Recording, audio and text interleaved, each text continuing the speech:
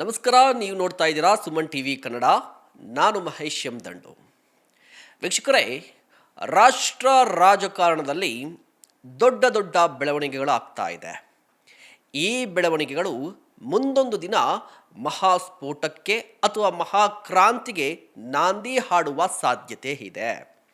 ಹಾಗಾದರೆ ರಾಷ್ಟ್ರ ರಾಜಕಾರಣದಲ್ಲಿ ನಡೀತಾ ಇರುವಂಥ ಬೆಳವಣಿಗೆ ಏನು? ಈ ಬೆಳವಣಿಗೆಯಿಂದ ರಾಷ್ಟ್ರ ರಾಜಕಾರಣದಲ್ಲಿ ಮುಂದೆ ಏನಾಗಬಹುದು ಮಾತನಾಡ್ತಾ ಹೋಗೋಣ. ನೀವು ನೋಡ್ತಾ ಇದ್ದೀರಾ ಸುಮನ್ ಟಿವಿ ಕನ್ನಡ. ನಾನು ಮಹೇಶ್ ಎಂ ದಂಡು. ವೀಕ್ಷಕರೇ, ಇತ್ತೀಚೆಗಷ್ಟೇ ವೆಸ್ಟ್ ಬೆಂಗಾಲ್ನ ರಿಸಲ್ಟ್ ಬಂತು. ಆ ರಿಸಲ್ಟ್ನಲ್ಲಿ TMC ಮಮತಾ ಬ್ಯಾನರ್ಜಿ ಅವರ ಪಕ್ಷ ಅತ್ಯಂತ ಹೀನಾಯವಾಗಿ ಸೋತು ಸುಣ್ಣವಾಯಿತು. ಮೊದಲ ಬಾರಿಗೆ BJP ಅಧಿಕಾರಕ್ಕೆ ಬಂದಿದೆ, ಸರ್ಕಾರವನ್ನು ರಚನೆ ಮಾಡಿದೆ, ಅಧಿಕಾರವನ್ನು ನಡೆಸ್ತಾ ಇದೆ.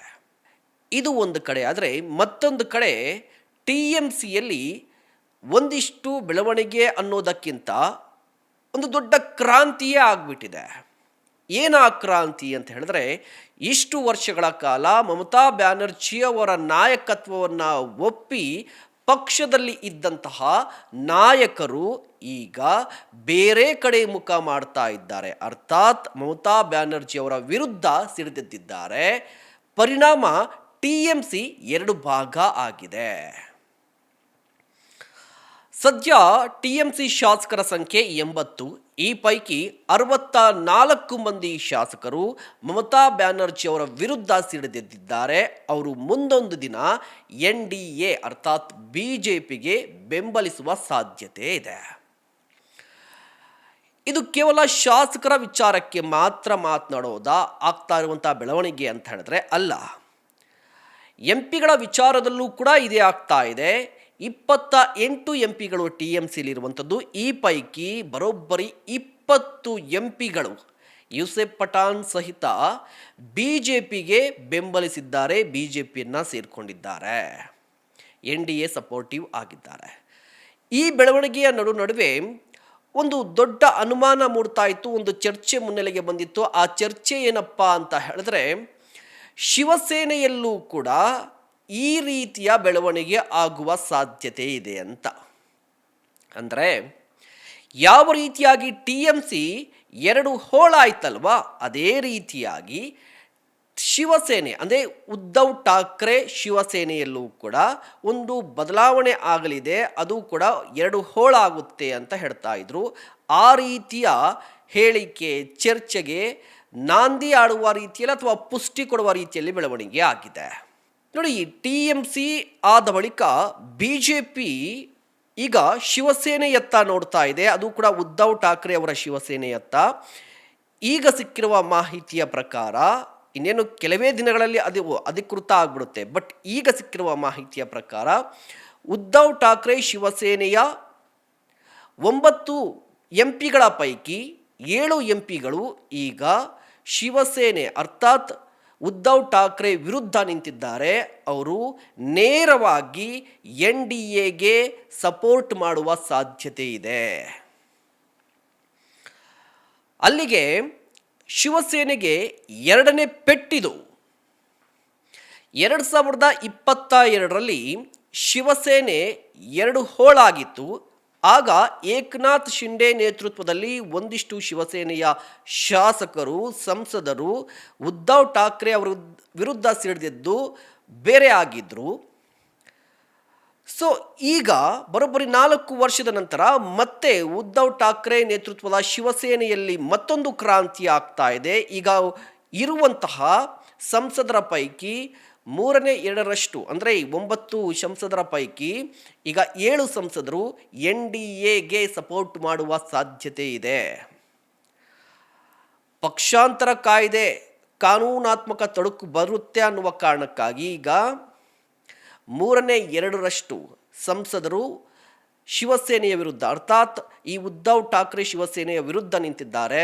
ಸೊ ಕಾನೂನಾತ್ಮಕವಾಗಿ ತೊಡಕು ಬರುವಂತಹ ಸಾಧ್ಯತೆ ತೀರಾ ಕಡಿಮೆ. ಮತ್ತೊಂದು ಕಡೆ ಸಂಜಯ್ ರಾವತ್ ಅವರು ಒಂದು ಆರೋಪವನ್ನು ಮಾಡಿದ್ದಾರೆ. ಏನಪ್ಪ ಆರೋಪ ಅಂತ ಹೇಳಿದ್ರೆ, ಈಗ ಯಾರೆಲ್ಲ ಈ ಬಿ ಜೆ ಪಿ ಜೊತೆ ಹೋಗ್ತಾ ಇದ್ದಾರಲ್ವ ಶಿವಸೇನೆಯ ಸಂಸದರು, ಅವರಿಗೆ ಅಡ್ವಾನ್ಸ್ ಆಗಿ 15 ಕೋಟಿ ರೂಪಾಯಿಯನ್ನು ಕೊಡಲಾಗಿದೆಯಂತೆ. ಜೊತೆಗೆ ಚಾರ್ಟೆಡ್ ವಿಮಾನ ಕೂಡ ಬುಕ್ ಮಾಡಲಾಗಿದೆ. ಒಂದಿಷ್ಟು ಆಮಿಷಗಳನ್ನು ಒಡ್ಡಿ ಅವರನ್ನು ಸೆಳೆದಿದ್ದಾರೆ ಅಂತ ಆರೋಪವನ್ನು ಮಾಡಿದ್ದಾರೆ. ಈ ಆರೋಪಗಳು ಎಷ್ಟು ಸತ್ಯ ಎಷ್ಟು ಸುಳ್ಳು ಅನ್ನೋದು ಮುಂದೆ ಗೊತ್ತಾಗುತ್ತೆ. ಇದರ ಜೊತೆಗೆ ನಿಜವಾಗಲೂ ಕೂಡ ಈ ಸಂಸದರು ಬಿ ಜೆ ಪಿಯನ್ನು ಬೆಂಬಲಿಸ್ತಾ ಇದ್ದಾರಾ ಅಂತ ಹೇಳಿದ್ರೆ ಅಧಿಕೃತ ಆಗಲಿಲ್ಲ. ಬಟ್ ಉದ್ಧವ್ ಠಾಕ್ರೆ ಅವರು ಕರೆದಂಥ ಮೀಟಿಂಗ್ನಲ್ಲಿ ಇದು ಸಾಬೀತಾಗ್ಬಿಟ್ಟಿದೆ. ಇತ್ತೀಚೆಗಷ್ಟೇ ಉದ್ಧವ್ ಠಾಕ್ರೆ ಅವರು ಒಂದು ಮೀಟಿಂಗನ್ನು ಕರೆದಿದ್ರು ಅವರ ಮನೆಯಲ್ಲಿ. ಆ ಮೀಟಿಂಗ್ಗೆ 9 ಸಂಸದರ ಪೈಕಿ ಬಂದದ್ದು ಕೇವಲ 4 ಮಂದಿ ಮಾತ್ರ. ಇನ್ನು ಉಳಿದಿರೋ ಎಲ್ಲ ಸಂಸದರು ಕೂಡ ಆನ್ಲೈನಲ್ಲಿ ವರ್ಚುವಲ್ ಮೀಟಿಂಗ್ ಅಟೆಂಡ್ ಆಗಿದ್ರು, ವಿಡಿಯೋ ಕಾಲ್ ಅಥವಾ ಕಾಲಲ್ಲಿ ಮೀಟಿಂಗ್ ಅಟೆಂಡ್ ಆಗಿದ್ರು. ಆಗಲೇ ಅವರಿಗೆ ಒಂದು ಸುಳಿವು ಸಿಕ್ಕಿತ್ತು, ಇಲ್ಲ ಸಮಥಿಂಗ್ ಏನೋ ನಡೀತಾ ಇದೆ ಅಂತ ಹೇಳಿ. ಈಗೇನಾಗಿದೆ ಅಂತ ಹೇಳಿದ್ರೆ ಈ 9 ಮಂದಿ ಸಂಸದರ ಪೈಕಿ ಒಬ್ಬ ಸಂಸದ ಬಹಿರಂಗವಾಗಿ 7 ಮಂದಿ ನಮ್ಮ ಸಂಸದರು ಬಿ ಜೆ ಪಿ ಕಡೆ ಹೋಗ್ತಾ ಇದ್ದಾರೆ ಅಥವಾ ಎನ್ ಡಿ ಎನ್ನು ಸಪೋರ್ಟ್ ಮಾಡ್ತಾ ಇದ್ದಾರೆ, ಹೀಗಾಗಿ ಅವರನ್ನು ಅನರ್ಹಗೊಳಿಸಬೇಕು, ಅವರ ವಿರುದ್ಧ ಕ್ರಮ ಆಗಬೇಕು ಅಂತ ಹೇಳಿ ಓಂ ಬಿರ್ಲಾ ಅವರಿಗೆ, ಲೋಕಸಭೆಯ ಸ್ಪೀಕರ್ ಅವರಿಗೆ ಒಂದು ಮನವಿ ಪತ್ರವನ್ನು ಕೊಟ್ಟಿದ್ದಾರೆ, ಅವರ ವಿರುದ್ಧ ಕ್ರಮ ಆಗಲಿ ಅಂತ ಹೇಳಿ.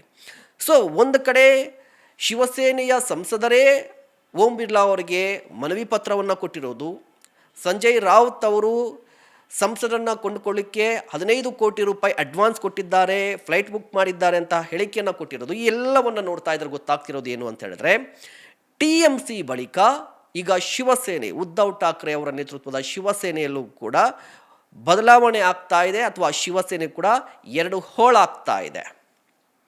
ಹಾಗಾದರೆ ಇದರಿಂದ ಏನು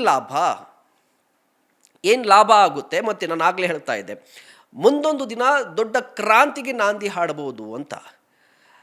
ಏನು ಆ ಕ್ರಾಂತಿ, ಏನು ಪರಿಣಾಮ ಅಂತ ಹೇಳಿದ್ರೆ, ಈಗ ಬಿ ಜೆ ಪಿಯ ಸ್ಟ್ರೆಂತ್ ಏನಿದೆ ಅಂತ ಹೇಳಿದ್ರೆ 240 ಸಂಸದರು TDP ಮತ್ತು ನಿತೀಶ್ ಕುಮಾರ್ ಅವರ ಪಾರ್ಟಿಯನ್ನು ಸೇರಿಸ್ಕೊಂಡು, ಮಿತ್ರ ಪಕ್ಷಗಳನ್ನು ಸೇರಿಸ್ಕೊಂಡು ಸರ್ಕಾರವನ್ನು ರಚನೆ ಮಾಡಿದೆ. ಸೊ 2/3 ಮೆಜಾರಿಟಿ ಬಿ ಜೆ ಪಿಗೆ ಬೇಕಾಗಿದೆ ತನ್ನ ಎಲ್ಲ ಬಿಲ್ಗಳನ್ನು ಪಾಸ್ ಮಾಡ್ಕೋಬೇಕು ಅಂತ ಹೇಳಿದ್ರೆ. ಈಗ ಮಹಿಳಾ ಮೀಸಲಾತಿ ಆಗಿರ್ಬೋದು, ಕ್ಷೇತ್ರ ಪುನರ್ವಿಂಗಡಣೆ ಆಗಿರ್ಬೋದು, ಈ ಎಲ್ಲವನ್ನೂ ಕೂಡ ಯಾವುದೇ ಜಂಜಾಟ ಇಲ್ಲದೆ, ಯಾವುದೇ ಪೀಕಲಾಟ ಇಲ್ಲದೆ ಸುಸೂತ್ರವಾಗಿ ಆ ಬಿಲ್ಗಳನ್ನು ಪಾಸ್ ಮಾಡ್ಕೋಬೇಕು ಅಂತ ಹೇಳಿದ್ರೆ ಬಿ ಜೆ ಪಿಯ ಸ್ಟ್ರೆಂತ್ ಜಾಸ್ತಿ ಆಗಬೇಕಾಗಿದೆ. ಸೊ ಆ ಸ್ಟ್ರೆಂತನ್ನು ಜಾಸ್ತಿ ಮಾಡಿಕೊಳ್ಳುವ ನಿಟ್ಟಿನಲ್ಲಿ ಬಿ ಜೆ ಪಿ ಪ್ಲಾನ್ ಮಾಡ್ತಾ ಇದೆ. ಇದೇ ಕಾರಣಕ್ಕಾಗಿ TMCಯಲ್ಲಿರುವಂತಹ ಸಂಸದರನ್ನು ಸೆಳೀತಾ ಇದೆ, ಅದೇ ರೀತಿಯಾಗಿ ಶಿವಸೇನೆಯಲ್ಲಿರುವಂತಹ ಸಂಸದರನ್ನು ಕೂಡ ಸೆಳೀತಾ ಇದೆ ಅಂತ ಆರೋಪ ಇದೆ. ಇದ್ರ ಜೊತೆಗೆ ವಾಟ್ ನೆಕ್ಸ್ಟ್ ಅಂತ ಹೇಳಿದ್ರೆ, ನೆಕ್ಸ್ಟ್ ಇರುವಂಥದ್ದು ಉತ್ತರ ಪ್ರದೇಶದಲ್ಲಿರುವಂತಹ ಸಮಾಜವಾದಿ ಪಾರ್ಟಿಯಲ್ಲಿರುವಂತಹ ಸಂಸದರನ್ನು BJP ಸೆಳೆಯುವ ಸಾಧ್ಯತೆ ಇದೆಯಂತೆ. ಸೊ ಇದ್ರ ಬಗ್ಗೆ ನಿಮ್ಮ ಅಭಿಪ್ರಾಯ ಏನು? ದಯವಿಟ್ಟು ಕಮೆಂಟಲ್ಲಿ ತಿಳಿಸಿ. ಇಂತಹ ಮತ್ತಷ್ಟು ಕಂಟೆಂಟ್ಗಾಗಿ ನೋಡ್ತಾ ಇರಿ ಸುಮನ್ TV ಕನ್ನಡ. ನಮಸ್ಕಾರ.